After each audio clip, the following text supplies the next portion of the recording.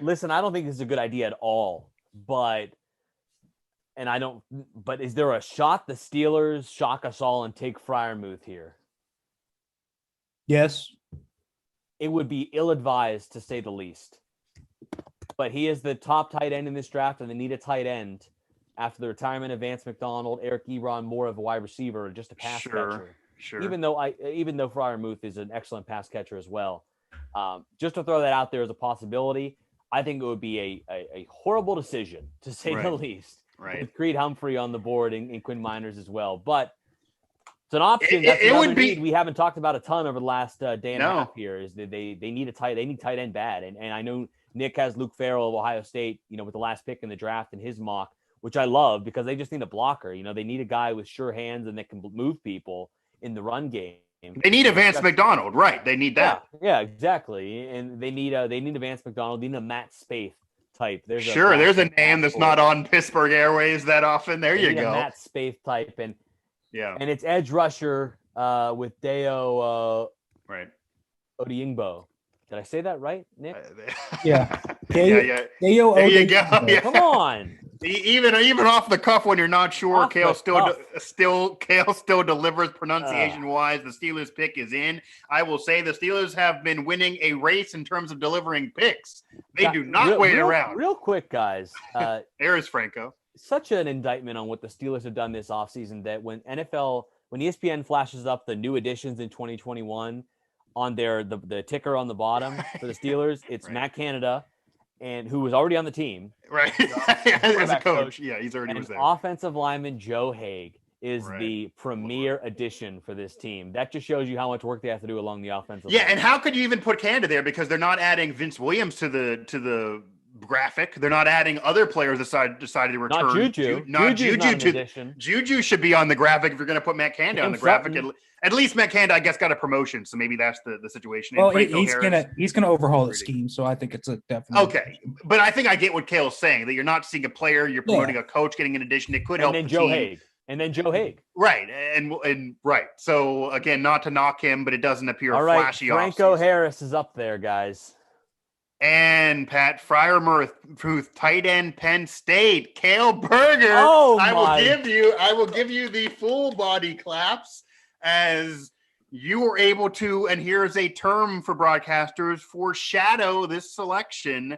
I will lead us in by saying, yes, tight end is a need. Yes, they needed to replace Vance McDonald. I even get, this being a local connection, and I would recommend heading over to Nittany Sports Now for this coverage as well. Corey Geiger will have it for you throughout our network.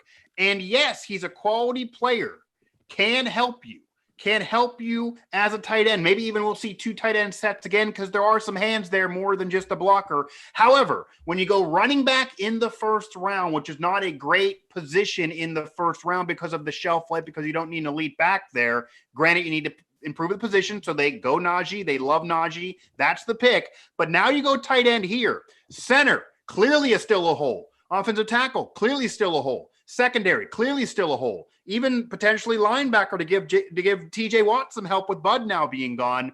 So many other holes. This draft is about now and the future. You can get over the Najee pick, but many said to get over the Najee pick and make them like it more, you had to get more protection and help that line in the second round. They have a later pick, of course, here before our show is over tonight, but a controversial selection based on position, maybe reaching because of the position, even though there's a need there. They're getting weapons for whoever's the quarterback. But Nick, thoughts on this pick? We just heard from Cale, and we heard from myself.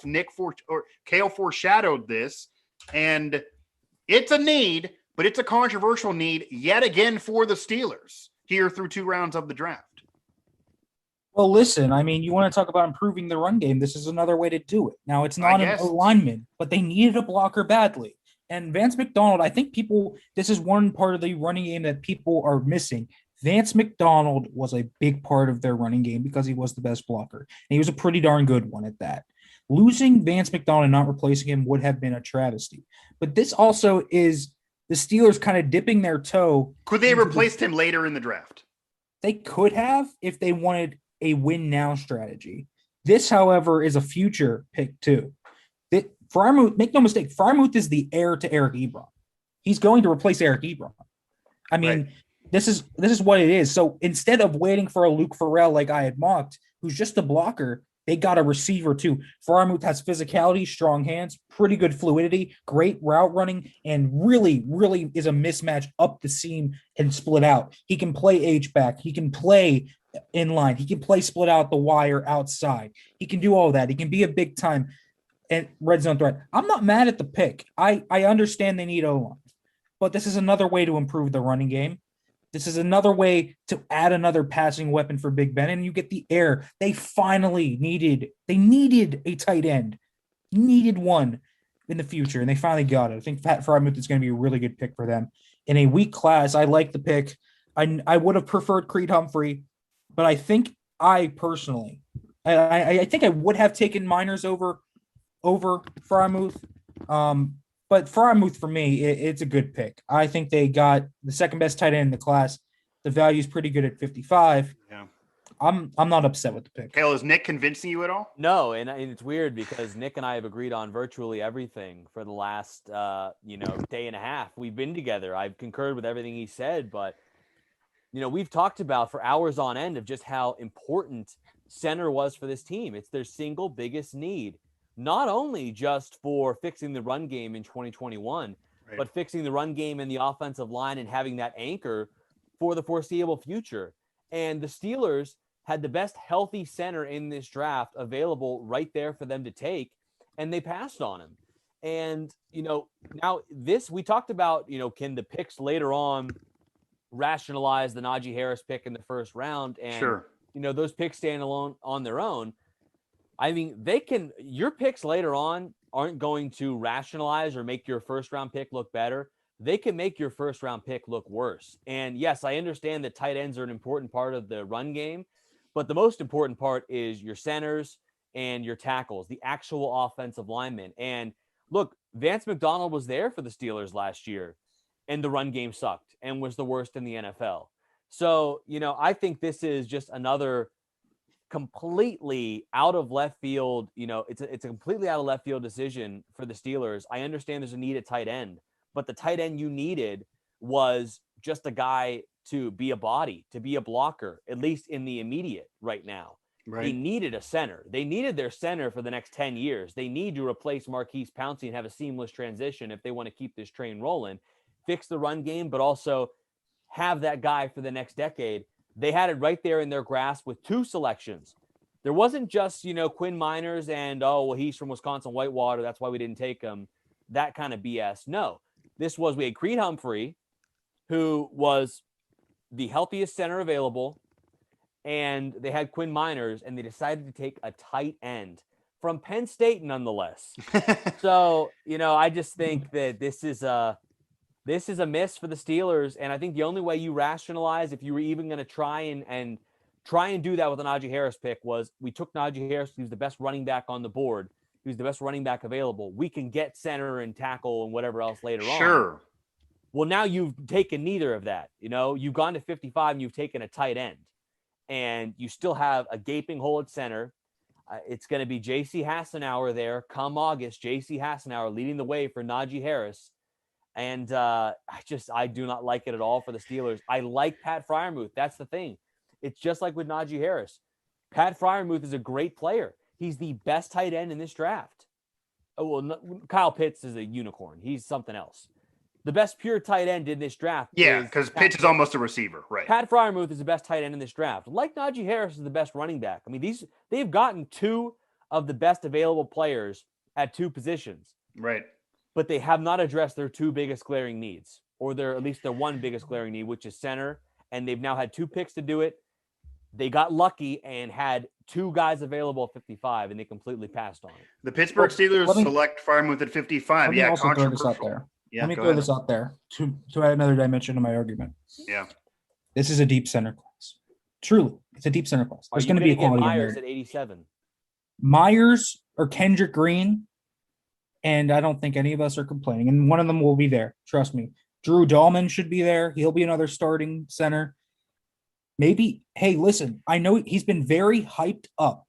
He's been very hyped up. Maybe Miners falls all the way to 87. Yeah, I mean, and we've seen players fall. I want to ask this though, because maybe this could be some rationale for the Steelers as well. This is another controversial selection based on position, and these are two solid players, top at their positions, in Najee and Friermuth here, and they both can greatly improve the running game, which clearly is something the Steelers needed to improve, and Mike Tomlin and Kevin Colbert addressed as something they needed to improve, and even Art Rooney II at top made it clear that's something they needed to improve. And Tomlin even said, no matter what we want to do, he's the boss. He has the last name.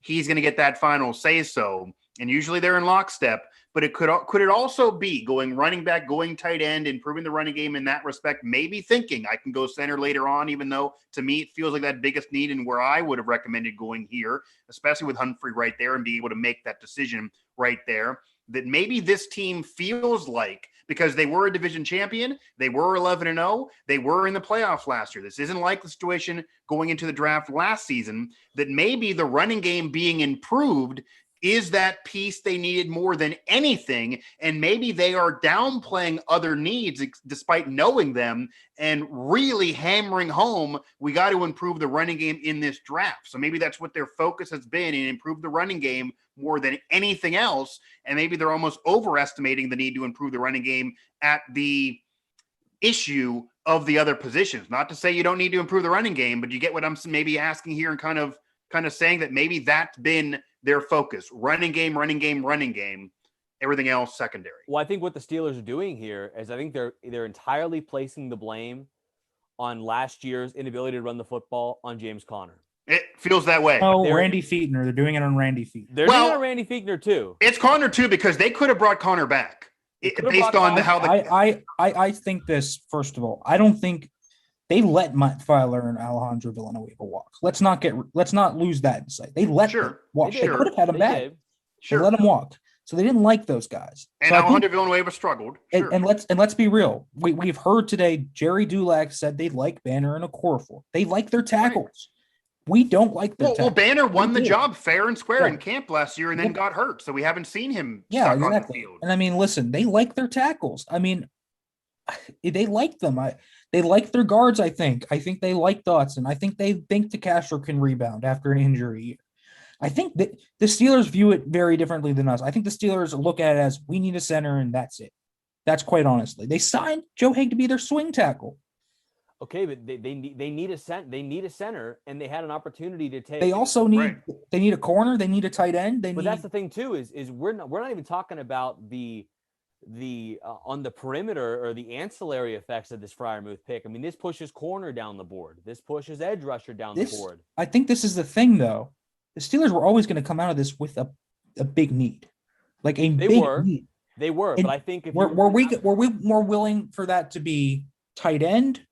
The question is, were you more willing for that to be a tight end than you were for that to be corner, to be edge, to be center? Or I guess it would be tackle. Tight end. Like, because I'm telling you right now. Because you still have Ebron now. I know. I'll say this right now. If you went out there with your blocking tight end being Zach Gentry, I don't care. In a Canada scheme, and listen, Matt Canada's offense, if you don't have a good tight end in Matt Canada's offense, you're not going to have a good offense. The tight end of Matt Canada's offense is a base. So is Canada's promotion even part of this decision? Yes, absolutely. They needed a guy that could play the Canada H-back role. They didn't have one. Here's the thing. They were going to have a need. You're absolutely right. They were going to have a need when they left this draft. They were going to have an area that they did not satisfy. Right. I was content with that being tight end because I believe there's still guys out there on the market that you can sign that can come in and block for the cheap. Mainly Jesse James. We know how much the Steelers absolutely love bringing the band back together. Yeah. And he'd be cheap now. This guy played for us 4 years ago. Jesse James is out there on the market after he left Detroit. No one has signed him. He is looking for a contract. The Steelers could have brought him back in and said, you're going to put your nose down and block. Or, it probably wouldn't have worked well, but they could have planned on saying, listen, Eric Ebron, you got to toughen up. You're going to go in there and you're going to have to lay some blocks. Not that he would have been very good at it, or not that he would have liked it very much. Yeah, that would have been great for talk radio, Cale. That's what graded him so much in some of his other stops was they were trying to ask him to do things he did not want to do. But I was content with tight end being that hole that wasn't filled, or you pick a guy in the last pick of the draft and that guy is just going to block people for you. But the absolute number one position that they could not let be the need that they did not address was center. Now, Nick, you know this more than me. You say there are guys that can step in and be your starter that are available there with the 87th pick. I trust your judgment. Offensive tackle is probably the second need that I thought I would be considered okay with them leaving open because you have Okorafor and you have Banner, and they have confidence in both. But tight end was the number one where I said, if you leave without it, you can pick someone up off the scrap heap, a free agent. You can bring back a Jesse James, and he can be that guy for you that is just going to be the straight up blocker on this team. But they have put themselves in a very, very difficult situation. We talked about how they have pigeonholed themselves. And I mean, you have to take a center next. You have to take a center with the next pick. And it's one of the guys that they want going to be there. I'll say this. They ran that card in less than a minute again. Both times. What are they? It's like they are competing for getting that card in quick. I'm telling you right now. I think right when they came out of yesterday, they circled Pat Freiermuth's name, just like they did with Najee Harris. They circled Pat Freiermuth's name and said, he's there. He's our pick. It doesn't matter who else is there. Clearly. I know the Steelers are nostalgic for days of old. They are nostalgic for the Le'Veon Bell years. They are nostalgic for people yelling Heath. The Heath Miller years. And they are nostalgic for the Heath Miller years. They want Heath Miller reincarnated in Pat Freiermuth, and that is not what this team needs. We're gonna see we're gonna see what position is gonna be the big need. But I think the next three picks, if I were the Steelers, if I were the Steelers at this point, if I were them. And we've seen a lot of picks. I'm trying to get in the Steelers' mind. I'm throwing tackle out of the board right now. Okay. I think they need a tackle. I don't think they're going to take one in the next two picks. No. But I'm going to go into their mind. I think Kevin Colbert knows he needs a center. He knows he needs one. They signed BJ Finney for the vet men. Like, he didn't come in. They didn't sign BJ Finney for him to start. He better not start. Yeah. Right now he's in line to start. Right. You know, like they've scouted all the centers heavily, from Creed, from Dickerson to, you know, to Miners, to Kendrick Green, to Josh Myers, to all those guys. They've scouted them heavily. They know they need a center. Therefore, I would be shocked if the next pick is not a center.